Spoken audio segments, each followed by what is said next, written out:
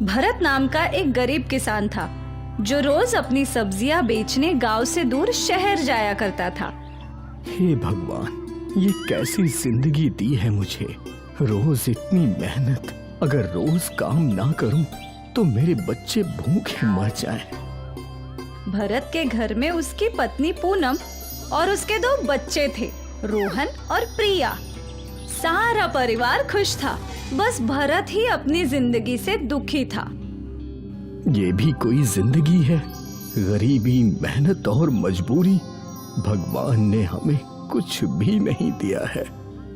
ऐसा नहीं है, भगवान ने हमें इतना अच्छा परिवार दिया है। ये क्या किसी धन से कम है?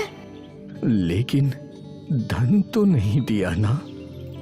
मुझे भगवान पर पूरा भरोसा है कि एक दिन वो हमें ढेर सारा धन भी देगा। अब देख लेना। मैं उसी दिन के इंतजार में हूँ। खैर, भरत ने अपनी किसानी जारी रखी और वो शहर के बाजार में भी सब्जियां बेचता रहा, पर वो अपनी इस हालात से बिल्कुल भी खुश नहीं था। वो अक्सर भगवान को कोसा करता था। एक दिन की बात है, भरत हमेशा की तरह सब्जियां बेचने शहर आया था। वो रोड क्रॉस कर ही रहा था कि एक ट्रक का ब्रेक फेल हो गया। भरत को हॉस्पिटल में एडमिट करवाया गया। उसका पूरा परिवार परेशान था। बच्चों, पापा ठीक हो जाएंगे। तुम दोनों को ऐसे रोना नहीं चाहिए। पापा कब तक ठीक होंगे? बोलो ना माँ। माँ, बहुत जल्द। कई दिन बीत गए। भरत को होश आया, पर उस एक्सीडेंट की वजह से उसके पाँव काटने पड़े। वो अब कभी भी अपने पैरों पर चल नहीं सकता था। बहन जी, मैं आपको झूठी तसल्ली नहीं देना चाहता। आपके हस्बैंड के दोनों पैर काटने पड़े हैं। अब आपको जिंदगी भर इनका ख्याल रखना होगा। खैर, भरत को घर लाया गया। भरत व्हील चेयर पर ही बैठता था। अब वो किसानी नहीं कर सकता था। कुछ दिनों तक तो जो पैसे थे उससे उन लोगों का दाना पानी चल गया, पर अब पूनम परेशान थी। अब तो कुछ भी करके राशन खरीदना ही होगा। पूनम ने अपने सारे गहने निकाले और उन्हें बेचने जा ही रही थी कि उसके दोनों बच्चे उसके पास आए। माँ, क्या तुम ये गहने बेचने जा रही हो? हाँ बेटा, और कोई रास्ता नहीं है बेटा। नहीं माँ, ये सब पापा ने आपके लिए बनाए थे। इन्हें मत बेचो। अगर हम सब मिलकर पैसे कमाए तो? पर कैसे? आप बहुत अच्छा ढोकला बनाती हो माँ। अगर हम लोग ढोकले का ठेला डाले तो? हाँ, ये तो हम कर सकते हैं। ठीक है, अब हमें ढोकला बनाकर बेचने की तैयारी करनी चाहिए। पूनम और बच्चों ने बाजार में एक ठेला लगा दिया। माँ, हमने तो टेबल लगा दिया है। चलिए शुरू करते हैं। ठीक है। माँ, मुझे क्या करना है? मैं ढोकला बनाकर देती जाऊंगी, तुम ग्राहकों को देना, और प्रिया, तुम प्लेट्स को इकट्ठा करके धोना। ठीक है माँ। उन लोगों ने ढोकला बनाना शुरू कर दिया और ढोकले की खुशबू फैलने लगी। अरे वाह, बड़ी अच्छी खुशबू आ रही है। क्या ढोकला तैयार है? हाँ हाँ काका। ठीक है बेटा, मुझे एक प्लेट दे दो। रोहन ने उस आदमी को ढोकला दिया और ढोकला खाकर वो खुश हो गया। ढोकला तो बहुत अच्छा है। 3 प्लेट पार्सल भी पैक कर दो। ये लो पैसे। रोहन ने 3 प्लेट ढोकला पैक कर दिया और उस आदमी को दे दिए। माँ, देखो हमारी पहली कमाई।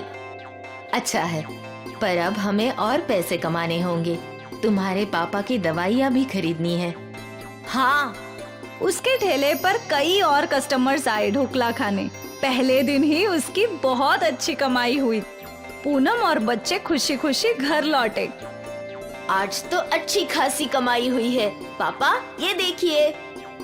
अच्छा है बेटा। अब उम्मीद है कि हम सब मिलकर सब कुछ ठीक कर लेंगे। अब मैं तुम सब पे बोझ बन गया हूँ। नहीं, ऐसा कुछ नहीं है। आप ऐसा विचार दिमाग में बिल्कुल मत लाइए। पूनम भरत को समझा रही थी, पर भरत के दिमाग में विपरीत ही सोच चल रही थी। वो अपने आप को लाचार समझ रहा था। पूनम और बच्चे बाजार में ढोकला बेचते रहे और इससे उनकी आमदनी बढ़ गई। एक हफ्ते में जितने पैसे उन सब ने कमाए थे वो उनकी महीने की आमदनी से भी बहुत ज्यादा थे। माँ देखो कितने सारे पैसे। हाँ, भगवान की कृपा से हम पर पैसों की बारिश हो रही है। काश देवी माँ तुम्हारे पिताजी को भी पहले जैसा बना दे। हाँ माँ, आप चिंता मत कीजिए माँ, देवी माँ हमारी जरूर मदद करेंगी। हाँ। कुछ दिन बीत गए। पूनम और बच्चे बाजार में ढोकला बेच रहे थे और यहाँ घर पर भरत उदास था। हे भगवान, ये क्या कर दिया? कभी सोचा नहीं था कि मेरा ये हाल होगा। हे भगवान, इससे अच्छा तो मुझे मार ही देता। कम से कम अपने परिवार पर बोझ तो नहीं बनता। भरत की ये पुकार देवी माँ ने सुन ली और वो उसके सामने आई। अब क्यों उदास हो भरत? तुम्हें तो पैसे चाहिए थे ना? देखो तुम्हारा परिवार कितने पैसे कमा रहा है। क्या करूं इन पैसों का? मैं तो इन सब पर बोझ बन चुका हूँ। ना मैं चल सकता हूँ और ना ही इनकी मदद कर सकता हूँ। देवी माँ, इससे अच्छा मुझे मार दीजिए। मुझे ऐसे नहीं जीना। तुम जीवन का मूल्य समझ चुके हो भारत। तुम्हें समझ आ गया है कि पैसों से ज्यादा जीवन की खुशहाली ज्यादा महत्व रखती है। मैं यही बात तुम्हें समझाना चाहती थी। अब जब तुम ये समझ चुके हो तो मैं तुम्हें तुम्हारा पुराना जीवन वापस देती हूँ। याद रखना, जीवन में जो भी समस्या आए कभी भी जीवन को व्यर्थ मत कहना। जी देवी माँ, मैं समझ गया। और देवी माँ के चमत्कार से समय उल्टी दिशा में घूम गया। भरत शहर के बाजार में खड़ा था। उसी रोड क्रॉसिंग पर उसने अपने पाँव देखे, वो सही सलामत थे।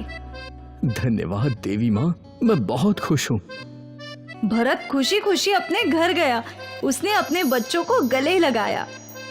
तुम सब मेरी जिंदगी हो।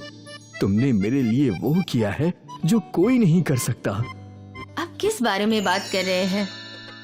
कुछ नहीं, तुम नहीं समझोगी। आज मुझे जिंदगी और परिवार का मूल्य समझ गया। मेरा परिवार और उसकी खुशहाली में ही मेरे जीवन का असली धन है। क्या बात है, आज आप कुछ अलग बोल रहे हैं। क्योंकि आज मैं अपने जीवन और उसके सुख से बहुत खुश हूँ। और हमेशा ऐसे ही खुश रहना। पैसों की भागदौड़ में हम जीवन जीना भूल जाते हैं और हमारे जीवन की सच्ची खुशी हमें तभी समझ आती है जब हमारे साथ कुछ बहुत भयानक होता है। हम अक्सर हमारे पास जो नहीं है उसका सोचकर कोसते हैं, पर जो हमारे पास है उसकी खुशी मानना भूल जाते हैं। जीवन में भले ही 100 दुख आए, लेकिन हमें हमेशा खुशी ढूंढनी चाहिए।